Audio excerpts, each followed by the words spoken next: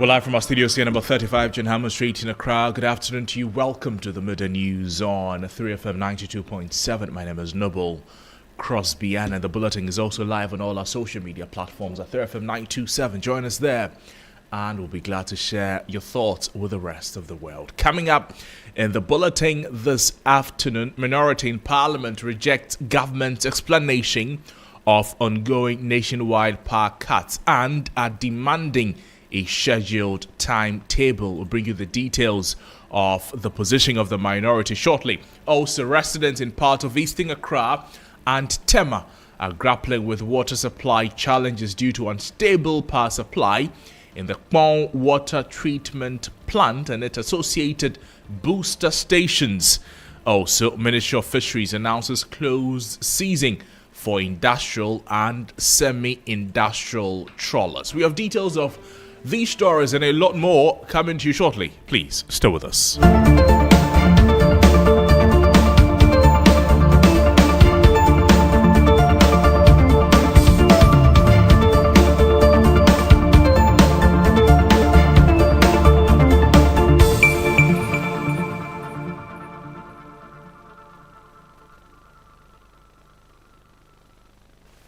Welcome to the program. Reminder that we're live also on all our social media platforms at 3FM 927. Join us there and let's share your thoughts with the rest of the world. Let's start the bulletin from the perspective of from stories relating to utilities, starting with water. Then we'll talk about electricity, the position of the minority. But residents in part of Eastern Accra and Tema, they are grappling with water supply challenges as the Ghana Water Limited confirms disruptions in services across the affected areas. And the situation, according to the company, is impacting a wide stretch of communities that depend on consistent potable water delivery. The Ghana Water Limited has attributed the problem primarily to unstable power supply to the Kpong water treatment plant and its associated booster stations, and the facility plays a critical role in supplying water to the Accra East and Tema regions, making it a key lifeline for thousands of households. The company explains that water production and distribution are heavily reliant on electricity, with treatment processes, pumping systems and transmission all requiring steady power to function effectively. As a result, any fluctuations or outages in electricity supply will directly reduce the volume of water that can be produced and distributed. Ghana Water Limited says its technical teams are working around the clock to clear the weeds and maintain operations, while also engaging key stakeholders in the power sector to stabilize electricity supply. And this is one of the impact of the current challenges with regards to electricity. In Accra, some traders at the Kwame Nkrumah Circle have indicated that the power outages is affecting their daily sales as they are forced to close their shops earlier than their usual schedules. And Christian Yale interacted with them a day after the energy minister assured the situation will soon be a thing of the past. And this is the report that he found. Bustling and busy. This is the Kwame Nkrumah Circle. It is always busy, as it were, but here you have thousands of traders who are into different trading activities here, and for many the power outages have direct impacts on their operations. There are some who sell food, there are some who are phone repairers, there are some who have shops where they sell phone accessories and other items as such. And so we are here on a basic mission just to pick their thoughts and really get to understand how the recent power outages have been affecting their operation. So I have a gentleman here with me. What's your name? Your friend was saying? Family Yausafo. Yausafo? Yes. Pero do send ya you doom light or circle I say. Ela de kworo ana pe kwa be tu kra. Ana pe ya kwa be tu. But you doom ne sana ya a chance ya so back. Obi wo ha be 30 minutes na ba. E ba 30 minutes nso a. Omo bia be say 20 minutes na sa den. Na sa akọ, na sa aba. Omo obo sa bo na ni na ba.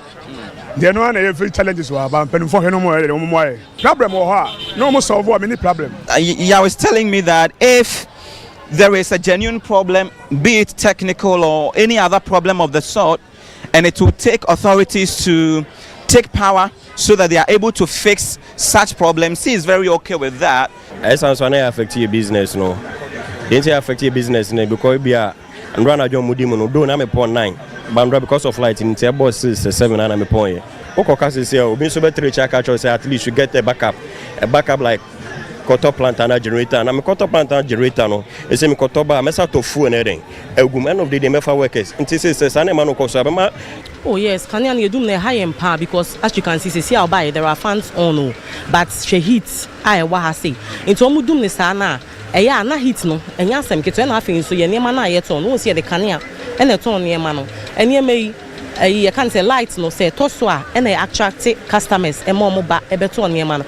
And yes, to won't say a container and I timu container at the heats fan boom buy fan falls again. And a boha, but she's still.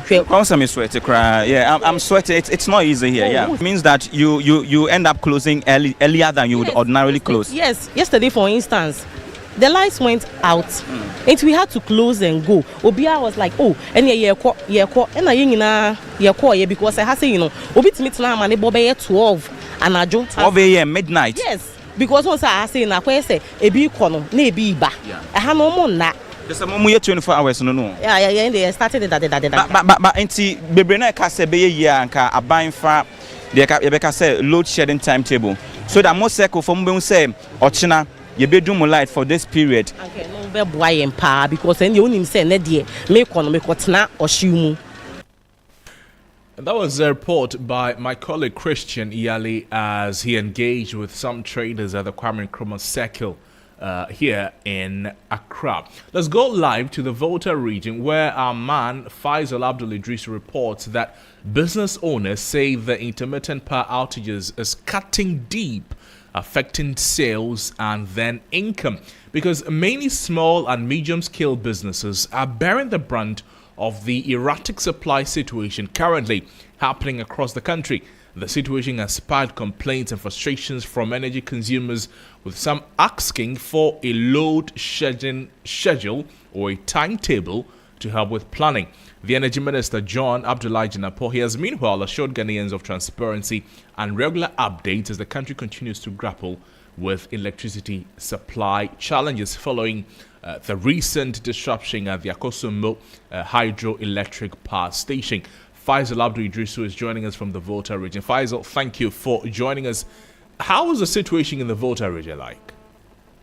Well, I listened to reports from other regions and I say that the situation in the Volta region is relatively better because from the start of the year, what had been the issue is the low voltage.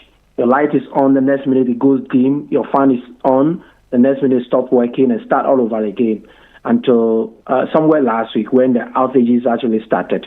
Last week, the very day the incident happened at the Great Coast substation in Akosombo, the light had been off for close to 7 hours, started around 2 p.m.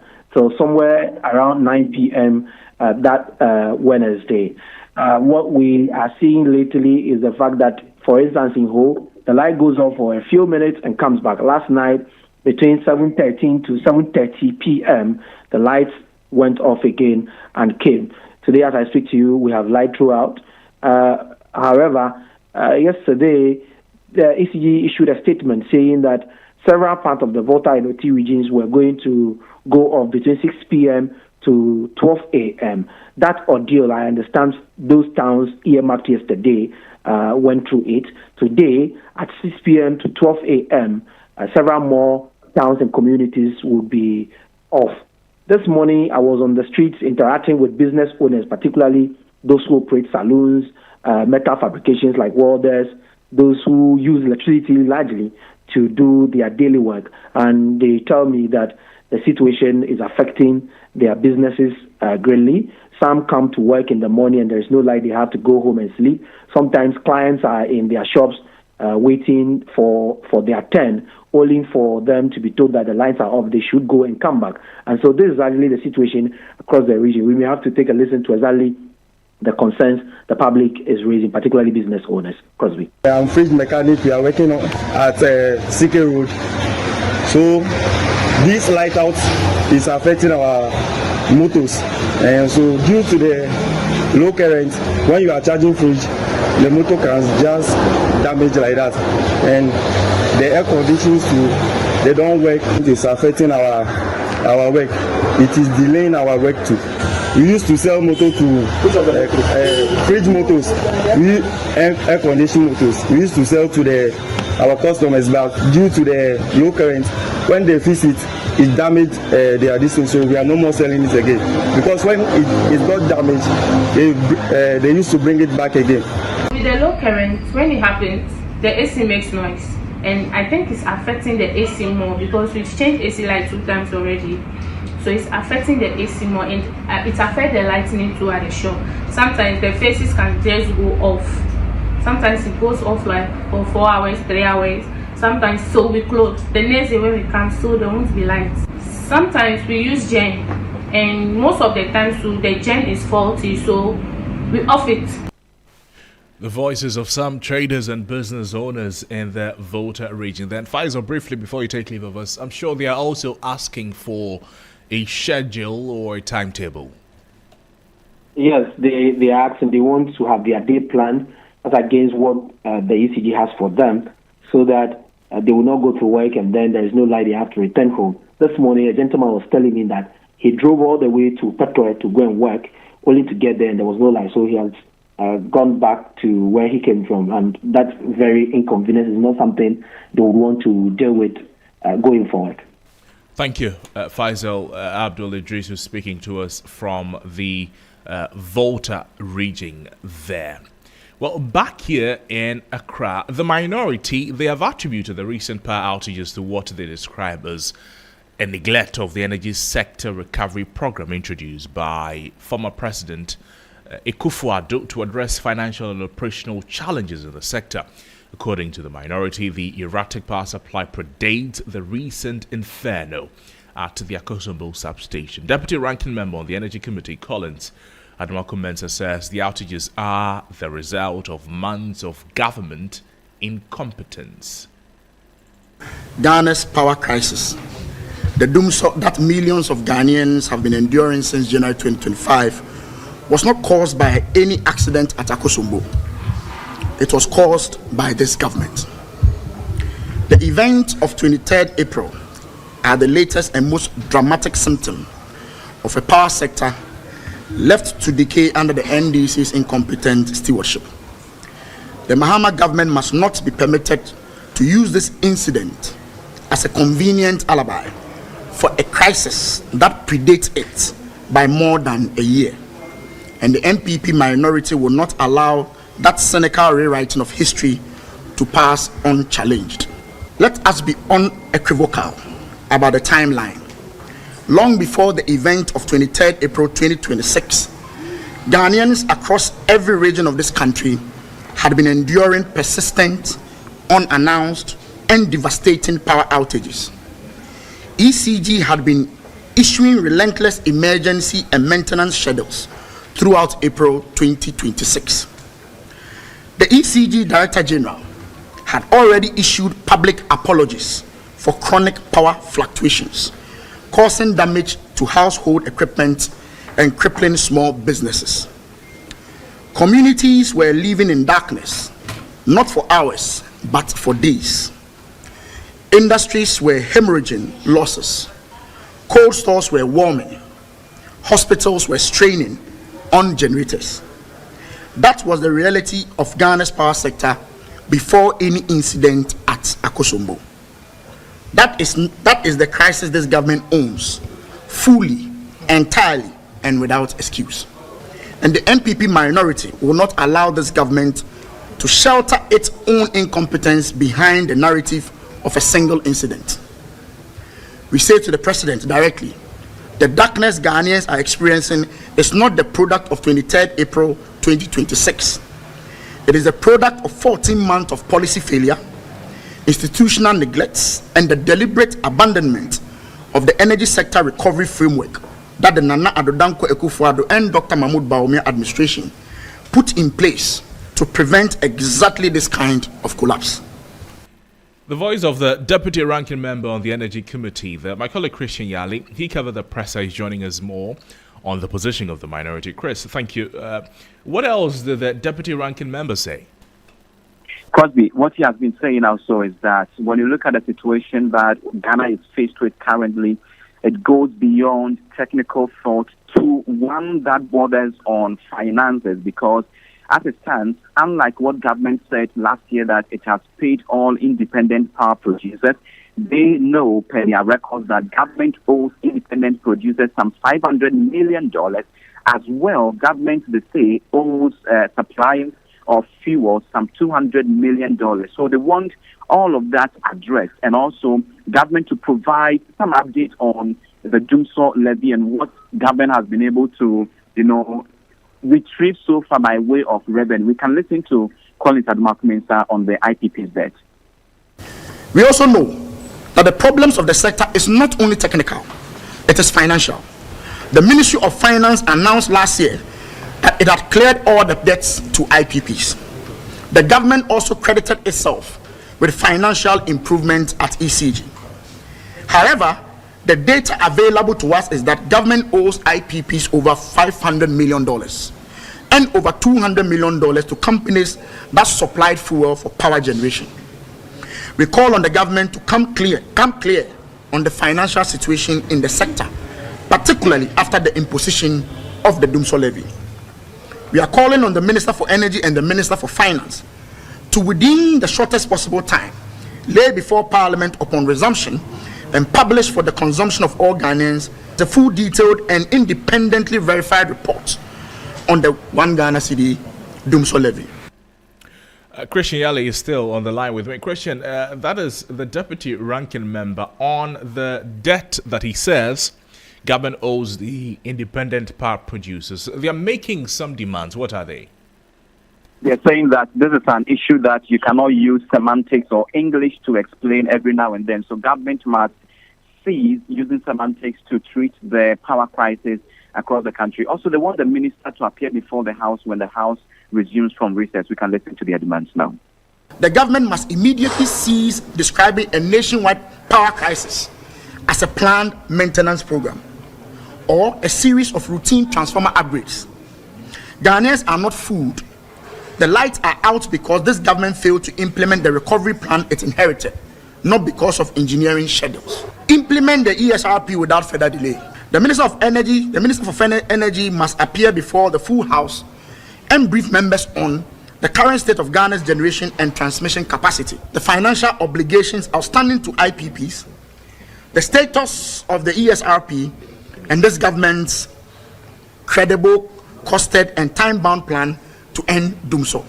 Clear outstanding IPP obligations immediately. Commission and publish a national infrastructure safety audit. Deputy Ranking Member on the Energy Committee of Parliament, Collins Adumakumensa, speaking there. Meanwhile, addressing the press on Monday, April 27, the Minister for Energy indicated that government is committed and determined to solve the power challenges. As Minister responsible for the energy sector, my foremost desire and objective is to ensure that every Ghanaian and every part of our country enjoys a stable, reliable, and uninterruptible power supply for economic activity and social activity. This has been the focus of our effort since assuming office, and we have not relented on that effort. This unfortunate and unprecedented disaster, which I have never witnessed, has resulted in the temporary curtailment of power from our largest generation source, the Akosombo Dam.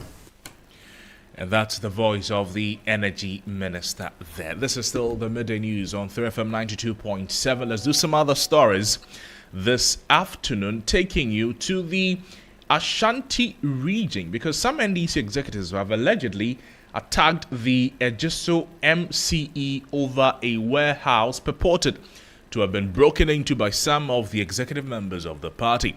Reports suggest the MCE, Jerry Asante, had blocked these executives from accessing the warehouse. At the office of the MCE, it was invaded yesterday.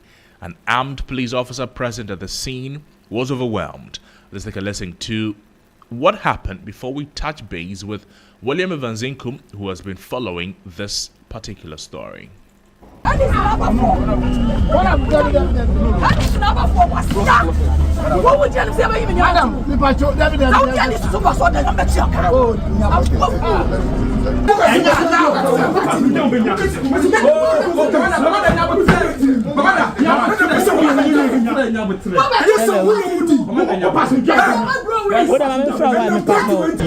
original boss. It is a woman who invite me. So, yeah, say it should be about. Jerry, my country now. So why you want to say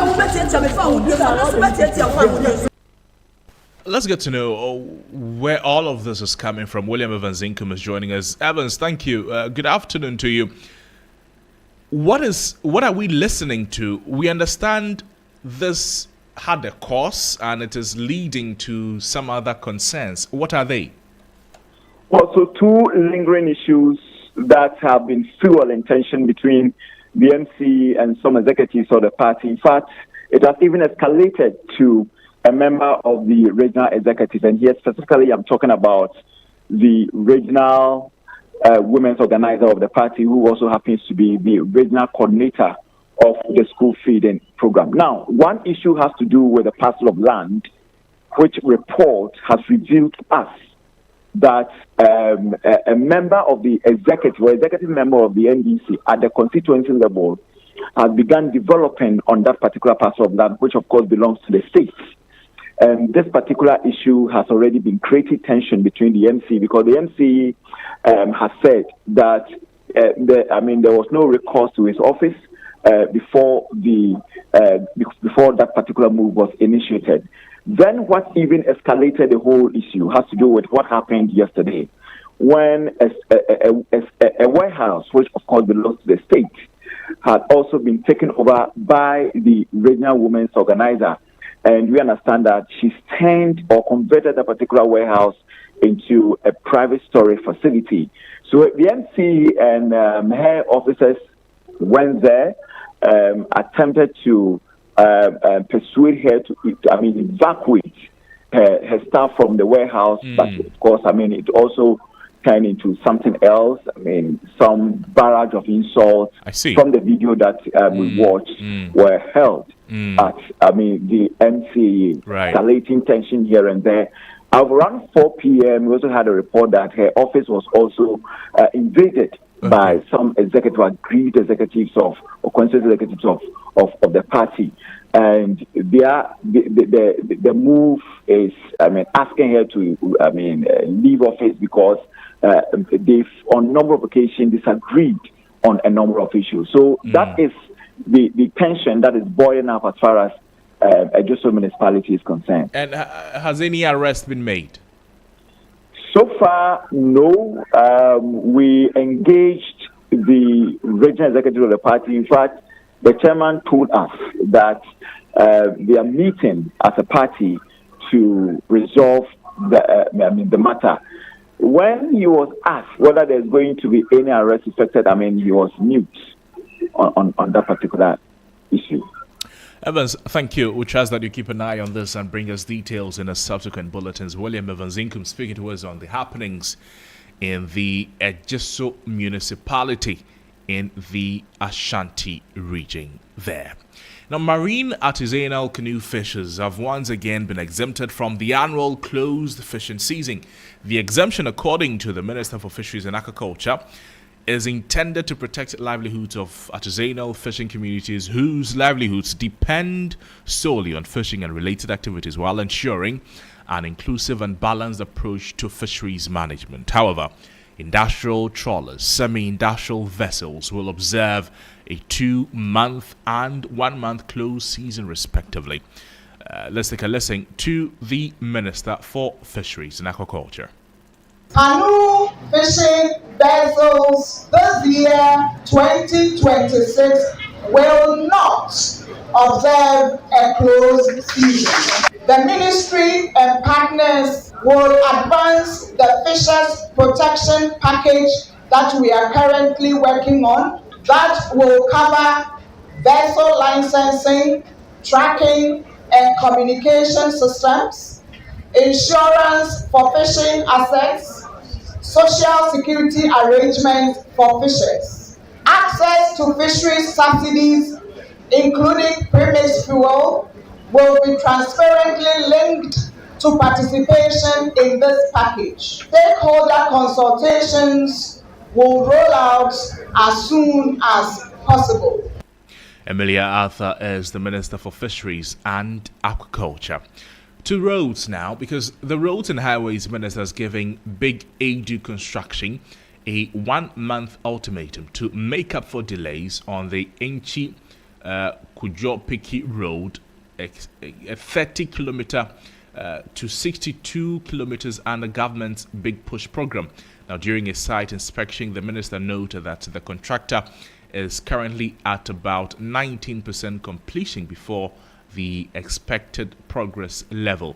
He attributed the delay to late mobilization, but observed that work has picked up in the recent weeks. The minister stressed that the government will not tolerate delays beyond contractual timelines, cautioning the contractor not to compromise on quality while trying to catch up.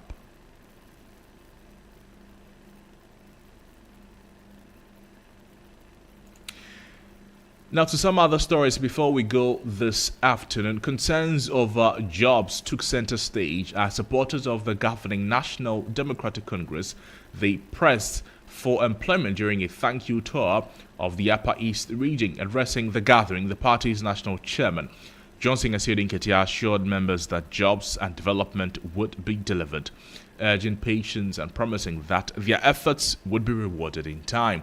He also commended party supporters for their role in the last general election, saying that their hard work that helped secure victory and, in his words, saved Ghana from tyranny of the NPP will be rewarded. The remarks were made at the Talensi constituency, the first stop of his 2-day tour of the region.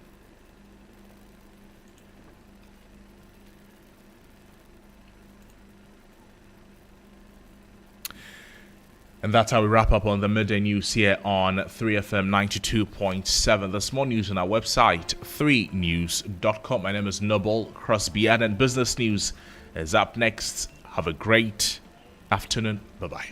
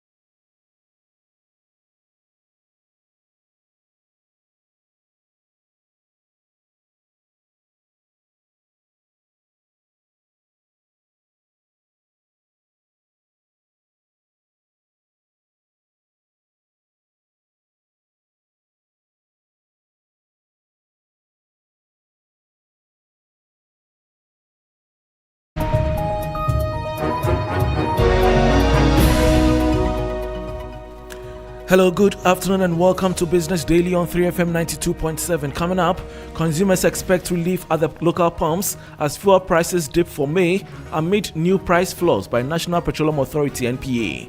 Also ahead, Association of Ghana Industries (AGI) warns of crippling production costs amid power crisis and global conflict. We are already dealing with the issue of the Iran war. Iran is posing a major challenge to power. So the least we want to expect is to see domestic challenge to power. And so power remains a critical component of all our industrial. Plus, financial analyst Joe Jackson warns against tax cuts, threatening Ghana's recovery. As soon as you say remove tax, you are just saying that the government's pot of money should be reduced. Now, does that mean that we are also prepared to accept the government spending less? If not, then we should be careful. I am Bismarck Ausa. Will bring you details of our headlines and other stories shortly. Please stay.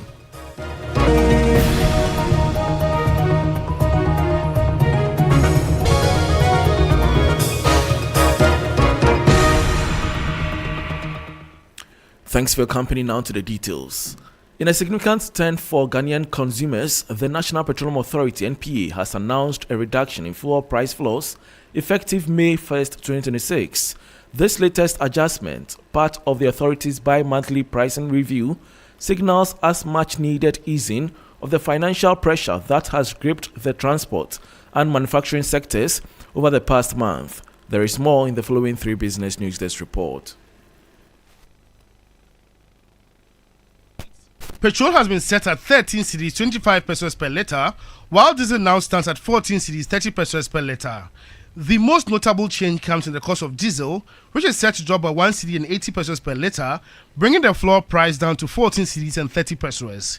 Petrol will see a more marginal reduction of 2 pesos, settling at 13 cedis and 25 pesos per litre. The shift reflects a cooling in global crude prices and a stabilization of the cedi after a volatile period in the early April, when geopolitical tensions in the Middle East pushed Brent crude above the $100 mark. While these new rates represent a significant recovery from the April peak, where diesel hit 17 cedis and 10 pesos, prices still remain slightly above the levels recorded during the first quarter of the year. Government decision to intervene by removing selected margins from the price build-up has played a crucial role in this downward trend, though uncertainty remains regarding whether these subsidies will be maintained through the upcoming mid-year fiscal review. The National Petroleum Authority (NPA) has reminded all oil marketing companies (OMCs) that while these floors are mandatory, individual stations may add their own margins, leading to slight variations in actual pump prices across the country. And that was a 3 Business News report on relief at the local pumps as fuel prices are set to dip from May 1 to May 15, 2026.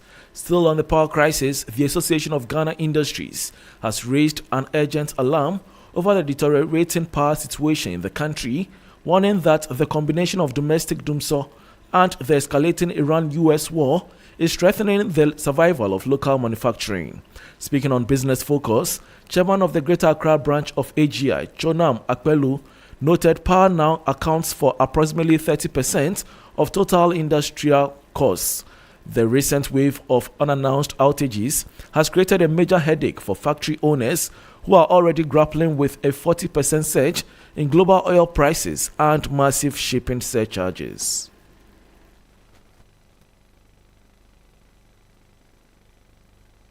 For us in industry, every minute counts and every day counts, so that the more the program gets on, the more difficult it is for us to produce. And already, because of recent increase in some of the costs of utilities and so on, we are already witnessing an upward increase in overall costs. So that the issue of power coming to the fray is giving us more headache than before. We are already dealing with the issue of the Iran war that is posing a major challenge to power. So the least we want to expect is to see a domestic challenge to power. And so power remains a critical component of all our industrial activities. In fact, about 30% of the entire cost that we have in industry is actually assumed by power. And so any issue around power to industry, it's a major issue for us. It's very sensitive, and we're very concerned how it is resolved. And that was chairman of the Greater Accra branch of AGI, Chonam Akpelu. In a related development, the Center for Environmental Management and Sustainable Energy, CEMSI, is calling for an urgent and critical audit of Ghana's power grid to address the country's aging infrastructure. The advocacy group warns that much of the current equipment has reached the end of its lifespan, leading to frequent system failures and blown-up infrastructure across the nation. Let's listen to Executive Director of CEMSI, Benjamin Insia. Blown up infrastructure across the country because of their age. We must also begin to critically audit the whole system to know which are likely going to be blown up in the next year or 2 years and make provisions for adequate capital to change this infrastructure. I'm glad that ECG, for one, has proposed in their multi-tariff year review order that they need about 4 billion Ghana cedis to improve on their capex or capital expenditure between 2026 and 2030. I think that if they are able to mobilize much revenue, they will be able to get the resources to upgrade. And beyond that too, we need to now manage between our supply and also demand. I think the country, because of political reasons, we are interested in increasing access to electricity without actually addressing the middle challenge of transmission and distribution, the infrastructure between. So politicians want to hear that, oh, we increase access 89%, we likely want to do 98 by 2030. But increasing access also means that we are increasing demand. Do we have the infrastructure to support the new demand that is coming through? And that was Executive Director of CEMSI, Benjamin Insia. This is still Business Daily on 3FM 92.7 with me, Bismarck. Also, before we go, Chartered Economist and Chief Executive of Dalex Finance, Joe Jackson, has cautioned against growing calls for tax reductions, warning that such moves could jeopardize the fiscal discipline currently anchoring Ghana's economic recovery. Speaking at the University of Professional Studies Accra, UPSA Dean's Lecture Series, Jackson addressed the delicate balance between populist policy and economic stability. While acknowledging the public desire for tax relief, Joe Jackson argued that premature cuts could undermine the progress made in stabilizing the cedi and curbing inflation. One of the reasons why the economy has improved and all the numbers have improved, the exchange rate has improved, the inflation has come down to single digits, the interest rates are down, all the numbers are trending in the right places, is because of discipline. Discipline that we don't borrow what we don't need. Discipline that we only spend what we have. That discipline is critical. That is what has delivered. Now, as soon as you say remove tax, you are just saying that the government's pot of money should be reduced. Now, does that